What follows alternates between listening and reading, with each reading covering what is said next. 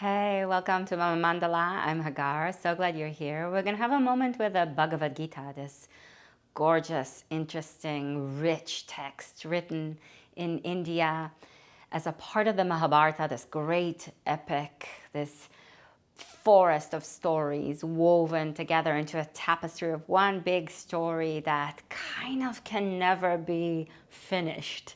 And it's written at some point between 400 BCE to 400 CE. So the Mahabharata is collected for about 800 years, and the Bhagavad Gita is a part of it. And the Gita is a conversation, it's a moment in the epic that is a conversation between Krishna, who is a representation of the collective unconscious, of the infinite, of God, for those of us who like using that word, and his bestie Arjuna, who's a great warrior, and Arjuna needs to fight this war, and Krishna is his charioteer, and Arjuna asks Krishna to take him all the way to the middle, to the space between the armies, because he wants to see who he's fighting, because he knows he's about to fight this other side of the family. It's a part of this great battle, and all other options have been explored, and this is kind of like, okay, we have no choice, we gotta fight. And do we have a choice? Don't we have a choice? That's always an interesting thing to contemplate, particularly in this day and age, right now and always.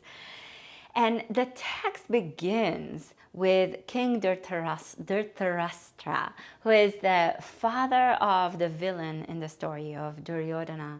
And Dhritarashtra is a blind king, and he asks the sage Samjaya, who he is with, to tell him, to share with him what is going on in it over there, what's happening. And Samjaya is describing the battle that is about to begin, who is standing where, and what essentially what is going to happen.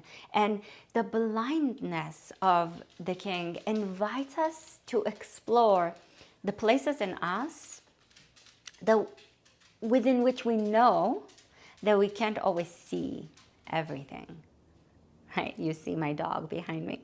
We can't always see. You don't see what's behind this camera. It's a great mess. I have two kids. It's all over. I'm not going to show it to you. It's all over the place, right? We don't always see everything. In fact, we never see everything. And the Gita, in a way, is a text that invites us continuously to see how we can't see everything. There's actually a moment in the Bhagavad Gita chapter 11 where Arjuna is finally asking Krishna to really show him everything that he is, and it's too much because we can't really see the whole thing. Even right now, as we are criticizing certain parts of the world and seeing only one side of what is actually happening, maybe it's the war in the Middle East, maybe it's other things in the US, maybe it's other things in other countries, we don't have access to the whole information. So the blindness of the king invites us to remember that we are blinded to some things, and that we can only see others.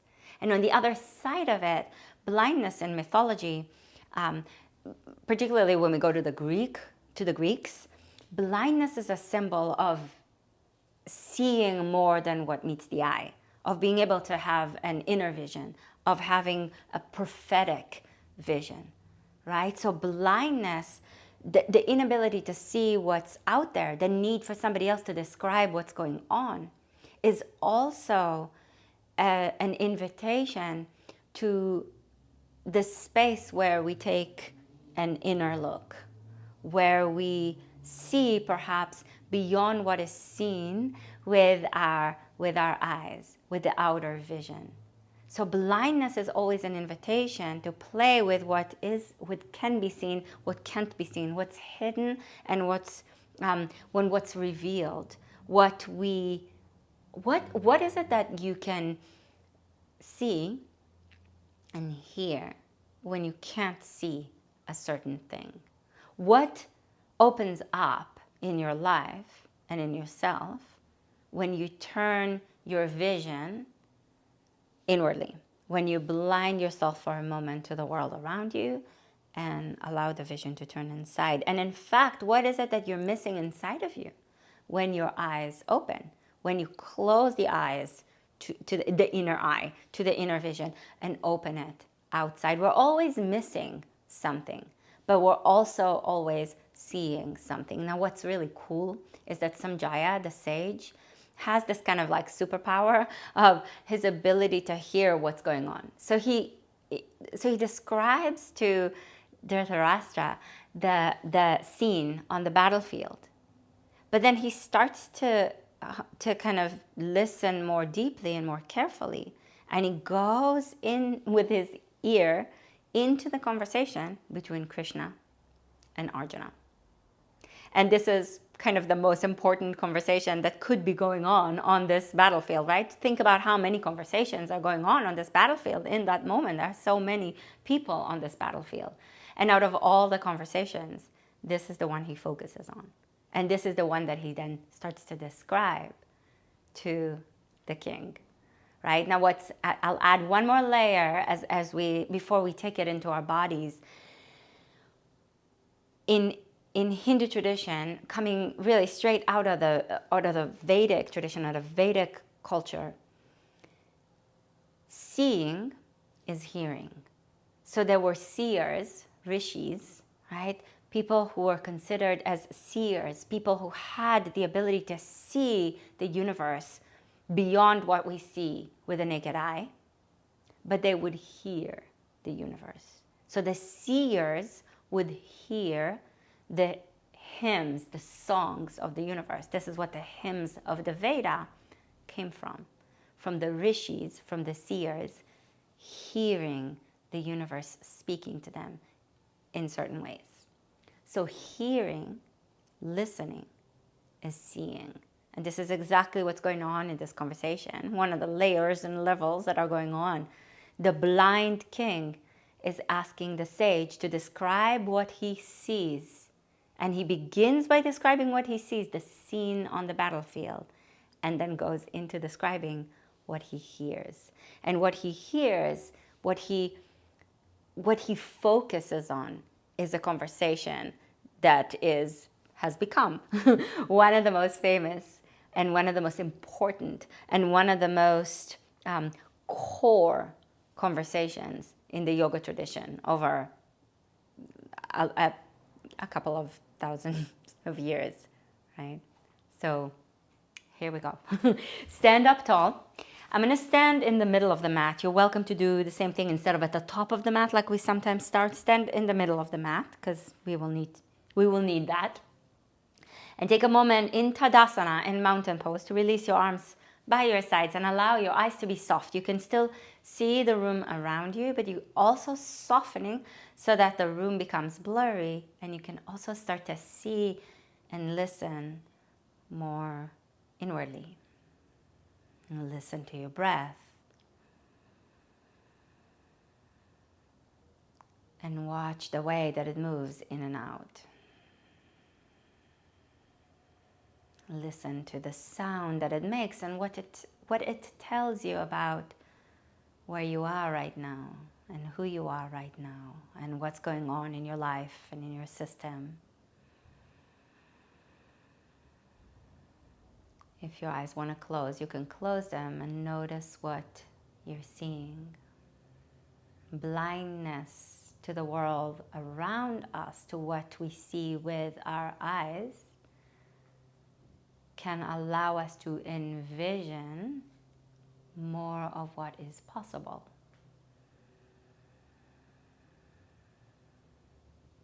As you listen to your breath, follow the next inhalation and stretch your arms up and over your head.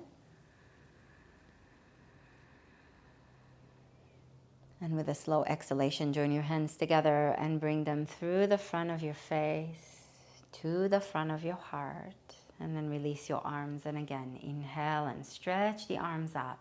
Listen to your breath. Listen to what is moving through you, with you, as you right now. Exhale and lower your hands through the front of your face to the front of your heart. What is happening in you at the moment, Inhale, reach your arms up.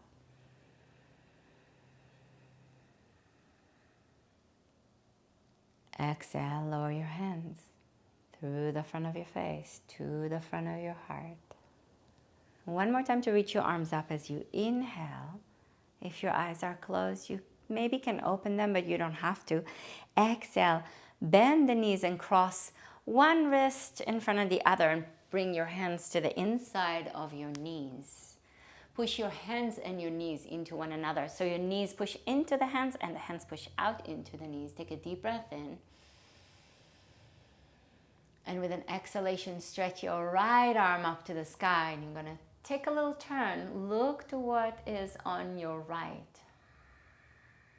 With the right side of your body, with your right hip bone, with the right ribs, turn a little bit to the left, but with the heart, turn and open to the right. Slow breath in and out. Create a tone through the back of your throat and breathe in a way that allows the breath to sound itself more deeply. Inhale back to center. So now that make the opposite wrist on top if you can. Another slow inhalation here. Reach your hips back and your chest forward. And as you exhale, stretch your left arm up to the sky and take a little twist, take a little turn, take a little vision in the opposite direction. And I don't know about you, but I want to be able to see things from as many angles and as many perspectives as I can. And I'm working on it. We want to allow ourselves to be work in progress. We don't want to force it. We don't want to beat ourselves up when we can't see more. Slow breath. Draw the left side of the ribs and the left front of the left hip bone toward the center, toward the right as you turn your chest and open it. Inhale back through center. And exhale, let your belly rest on your thighs and fold forward so the crown of your head stretches towards the floor. Hold your elbows with your hands and let your belly rest on your thighs with your knees bent. Deep breath in. And slow breath out. I want to try to place myself in as many shoes as I can so that I have a better understanding and a better capacity to receive different angles of different perspectives, different ways of thinking. Inhale and look forward. Stretch your chest forward, halfway up. Maybe stretch your legs straight if that feels okay for you, or straighter. And exhale, fold back in. If having your hands on the floor is too much, you can put your hands on blocks or on a couch, on a chair. You can put your hands on a wall if you need to. So listen, look into what you need and follow the instructions. Inhale and stretch your chest forward, look forward. The instructions that your body is giving you. Exhale, fold in. Listen to it carefully and receive the instructions with great honor. One more time to look forward. Inhale, halfway up. Legs are straight or bend. And exhale and fold back in. Keep your fingertips on the floor if you can, or on blocks or on a wall. And separate your feet wide. So you're taking a wide-legged stance. Prasarada Padottanasana. Inhale and stretch your chest forward and your hips back. Exhale, slowly fold back in, crown of the head toward the floor. Inhale, and again, look forward, halfway up. Press down into the balls of your feet and pull your heels energetically back. Exhale, fold back in, and your vision keeps moving side to side, right? Inner and outer. Inhale and look forward. Kind of the way that the breath is teaching us. We inhale and we look out. And then we exhale and we look back in. So with the breath, we kind of do it in the opposite direction. How awesome. Keep your right fingertips on the floor and thread your left arm underneath the right arm. Bring your left hand to the outside of your right shin and turn your chest up to the sky. Slow breath. Lift your right elbow up and move the right scapula, the right shoulder blade toward the spine a little bit and turn your chest up to the sky. And notice how The whole body wants to go with you to the right. So draw the front of the right hip bone toward the left. As you go in one direction, keep some of the vision moving in the opposite direction so that there's a more layered and even wise way of being in the situation, because you're keeping some moving in the opposite direction. So the information can translate into knowledge and understanding and wisdom. And twist as you inhale back to center. Stretch your chest forward. And exhale, thread your right arm. I'm mirroring you, so I need to think. Right arm underneath your left. Left elbow up towards the sky as you turn your chest toward the left. Balls of the feet heavy, heels draw back, so there's engagement and strength in your legs. And then the front of the left hip bone draws towards the right. The left ribs draw to the right as you turn your chest to the left. So as you're opening to the left, there's enough weaving you to the right, so you maintain a more broad perspective, a stronger, it's both a stronger core. Do you feel how it strengthens your core? So it doesn't take you away from your perspective. It strengthens your perspective by being able to take yourself and your vision and your capacity to see in many directions, sometimes a little bit even simultaneously in two directions, opposite of each other, like in a twist. Untwist as you inhale, stretch your chest forward. And exhale, heel toe your feet back toward the center. Bring your left hand outside of your right shin and turn and twist your body to the right. So same pose, but in a different way. Because we want to be able to perhaps sometimes meet the same thing, but in yet another way, so that our wisdom deepens, so that we can understand more deeply. The right hip bone, the right ribs move toward the left as your chest turns to the right. And your breath is deep and full. Listening to the sound that it makes as it moves through the back of the throat, the tone in the back of the throat, this resonant sound. And twist as you inhale, left fingertips to the floor, look forward. And exhale, bring your right hand outside of your left shin. The left elbow bends as you turn your chest to the left. The left hip bone, the left ribs draw to the right. You weave through the center. You weave through the strength in your own being, that which makes you you, the clarity of your own person. But you become smarter by not staying only in that way of being and seeing, but turning yourself to the left. And as you turn yourself to the left, there's parts of you that are moving toward the right to understand things more deeply, to strengthen in the center, to open up the possibilities of vision. Untwist as you inhale, stretch your chest forward. And exhale, separate your feet again. Wide-legged stance. Chest goes forward, inhale. Exhale, turn your right toes out and walk your hands a little bit more to the right. Place your hands on the ground and push your hands down and forward to reach your hips up and back. Widen the right knee away from your right armpit. Do you feel how your right knee wants to move to the right armpit? So sometimes when we go in one direction, everything kind of, the tendency is to kind of all go in that direction. So to be able to see things, to be more of a well-rounded vision kind of a person, we have to resist the tendency to just lean into what's convenient for us, to what the algorithm shows us.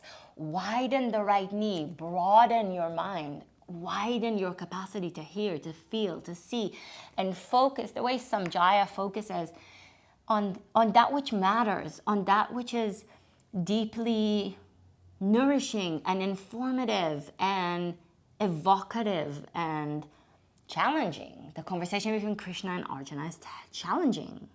Walk your hands through the center, stretch the right leg straight, turn your right toes in, and then turn your left toes out. Widen the left knee to the left and walk your hands away from your left foot down into the earth. Hips go up towards the sky and breathe slow and deep.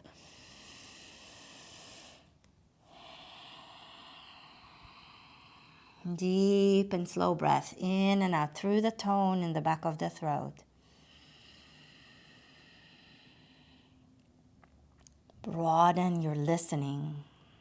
Are you listening only to the voices that affirm your bias, your way of seeing things? Or are you listening to other voices and informing yourself with a more broad perspective, with a more wide range of thinking, feeling, seeing, being?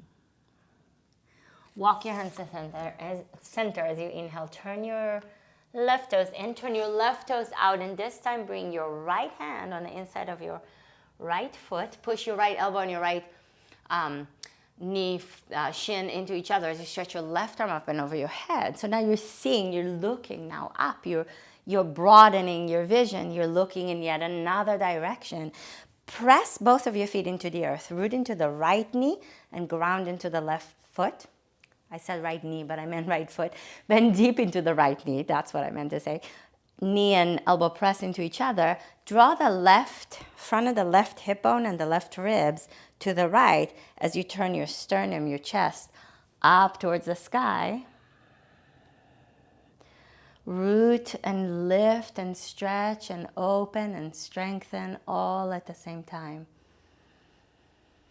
Knowing that to some degree, to some degrees, maybe in many, you're blinded, you're not getting to all of it. Deep breath in. Exhale, touch the floor, walk your hands through the center. Turn your right toes in, turn your left toes out, bend your left knee, left foot on the inside of your left hand on the inside of your left foot, right arm up and over your head. Left elbow and left knee press into each other. Root into the left foot, into the right foot. Bend deep into the left knee. Right hip bone, the front of the right hip bone and the right ribs. Turn towards the left, towards the floor as your breastbone, your sternum reaches up towards the sky, and breathe. Maybe your gaze turns up too. I turned my head and it felt like it was straining my neck a little bit. So I'm looking back in, back down. And then maybe from the chest opening up, from the heart opening up the vision towards the sky. Slow breath in. Exhale, touch the floor, turn your left toes in, stretch your left leg straight, fold forward in between your legs. Slow breath in, hands on the ground. Slow breath out.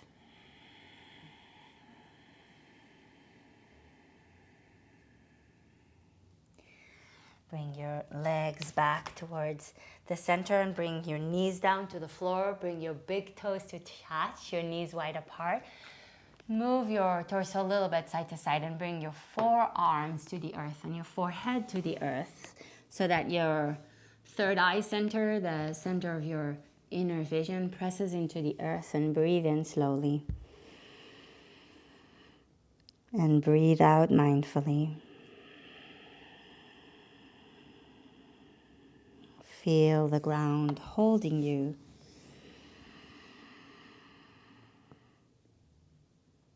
Allow yourself to be held.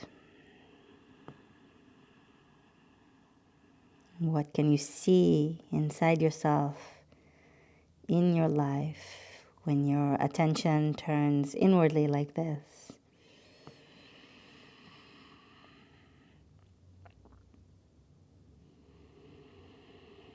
What are the parts of you that you're having a hard time seeing that ask you for your attention, for your presence?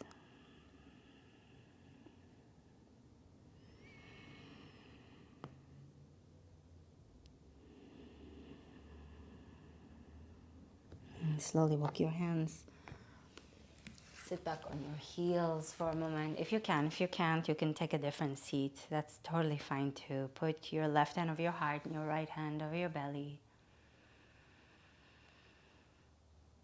Breathe with care, with tenderness, with a willingness to be with yourself, to be witness, to witness yourself. Rabbi Sharon Brous talks about witness as witness. So as you observe and bring your vision to yourself, can you also be with yourself?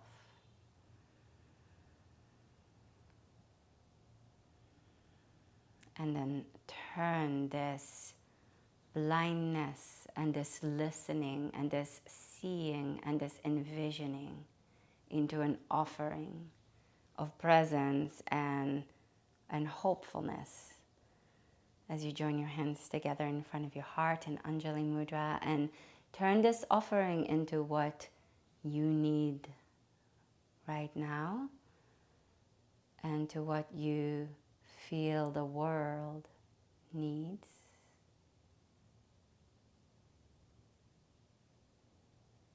Allow yourself to be seen and received. And I'll thank you so much for joining me for this practice. I hope this was in somewhat helpful and beneficial for you.